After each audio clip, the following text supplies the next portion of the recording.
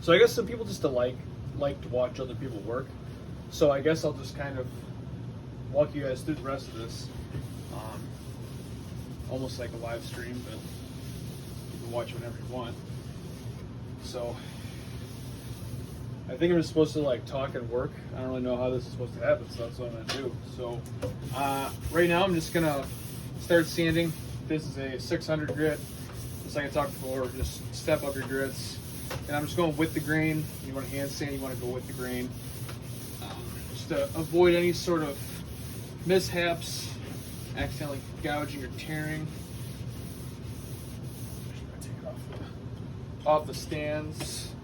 If you guys don't have these painter stands, here's a little plug. I've noticed they're incredibly helpful. Big fan.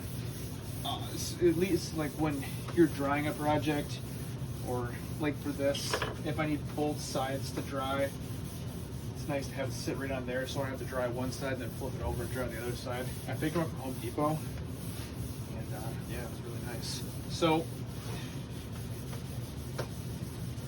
I've gotten it to the point where as I'm sanding, it's kind of gliding. Man, I wish you guys could see this. This feels almost like a glass top. It's really cool. And the reason I oiled it first before I went with these grits is because as you sand farther up the grits, you're gonna have less and less, move it up to 1,000, you're gonna have less and less oil that's able to make it into the grains because you're kind of tightening up the grains. And so I do a hit at about 320 and let it soak in, and then I go back to polishing it up with all my higher grits.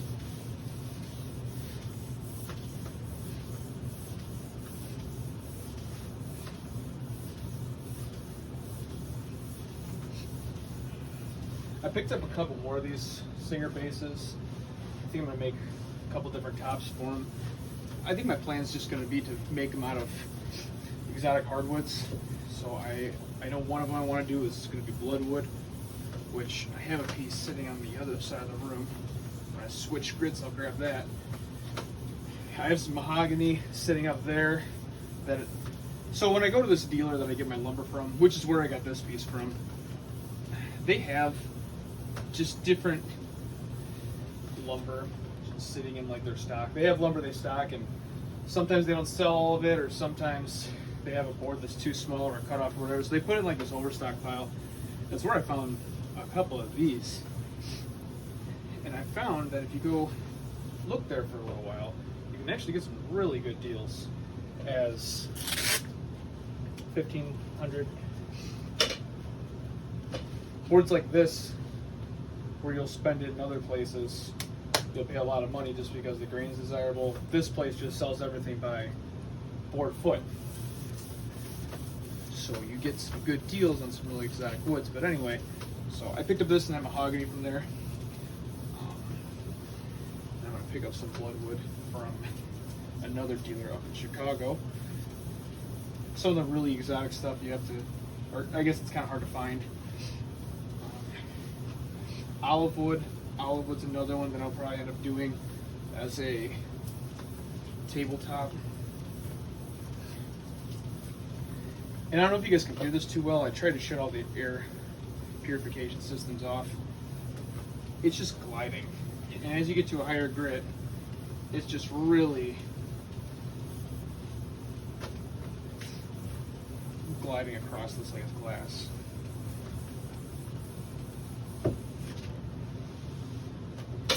And right now I'm not doing the sides. That's why I'm just leaving these all in a stack here. I'll go back and also do the sides as well. So now up to 2,000, which is gonna be my final grit. I don't know how to really show this to you guys in a way that you can see it, but it is looking really, really nice.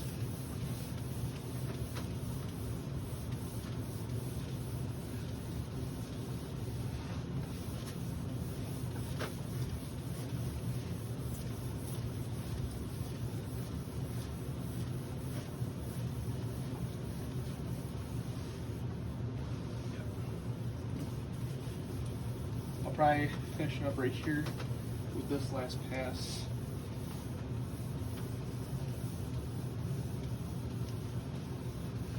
And that's about it. We're gonna end up putting this on and hopefully this week.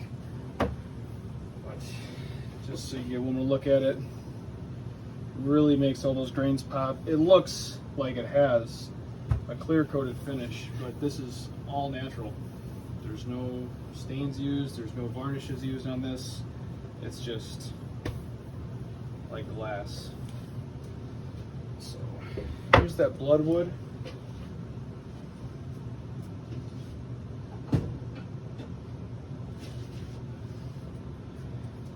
Now, mind you, this is unfinished. This hasn't even been sanded, this is fresh stock. So the colors aren't gonna be as pronounced as that, but you can even see in some of the spots where my oily hands are touching it, where the colors pop. This is a really dense wood. It's really heavy in the hands. It's really pretty as well. The tree, and why it's called bloodwood, is the tree actually, like, it's sap, almost looks like blood. So when you cut it down, it looks like the tree is bleeding, which is, I guess, whatever you make of it. But the wood is absolutely gorgeous.